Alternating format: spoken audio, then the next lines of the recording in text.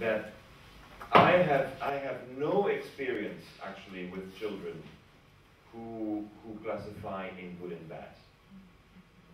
They don't do that when they're small. There's no good and bad. It's the parents who say. So if we can have you as leaders in the classroom, as teachers, if you can as teachers guide the children not to classify in good and bad, but look for the better. And of course, when you look for good and when you say it's good and it's bad, you don't have to think anymore.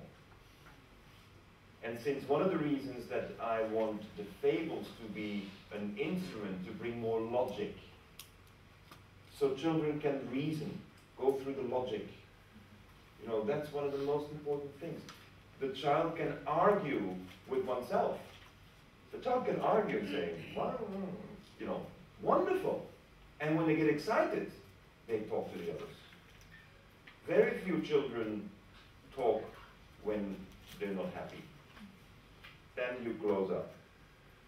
But when you can share your dreams, then in the immediate phase, you can get some input from others. And when you then see the clarity, this can be done this way much better, then you share. I'm sorry, the good and bad is a very Christian attitude. It's heaven and hell. Christians have this framework of the good and the bad, the heaven and the hells. But we're living on earth. Neither hell nor heaven. It's reality here. But you have to go between those two tensions. But we really have to bring into our minds that this is good or this is bad. And sometimes we really have to secure that we can think it through. That's one of the reasons why yesterday I made you do the workshops and I made you go through the one fable 2 times or sometimes 3 times. Because I'm making you thinking it through. Now, I'm not saying think. I don't do that. You make it read again, but from different angles, and people say it in different ways. And by hearing it and seeing it in different ways, your mind processes in different ways.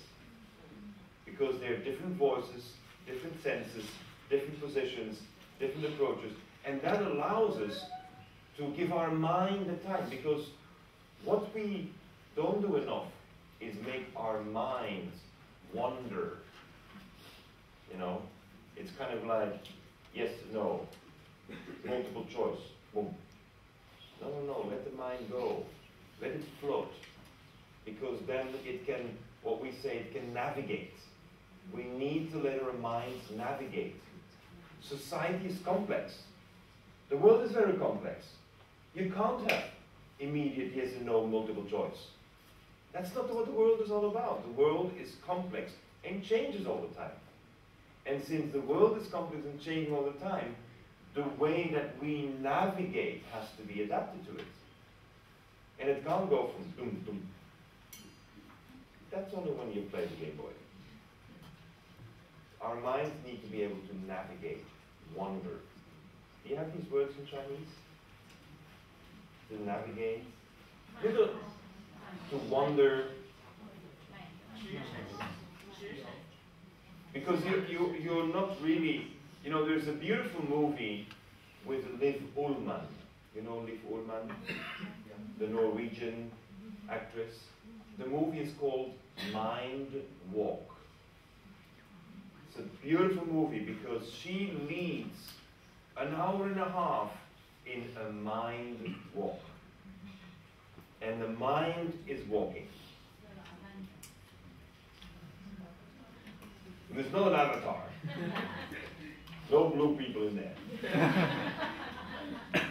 It's based on the book of Fritjof Capra called The Tao of Physics. Who knows that book? Joy, yes.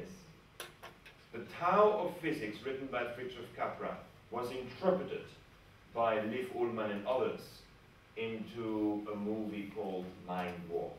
Did you see the movie, Joy? No?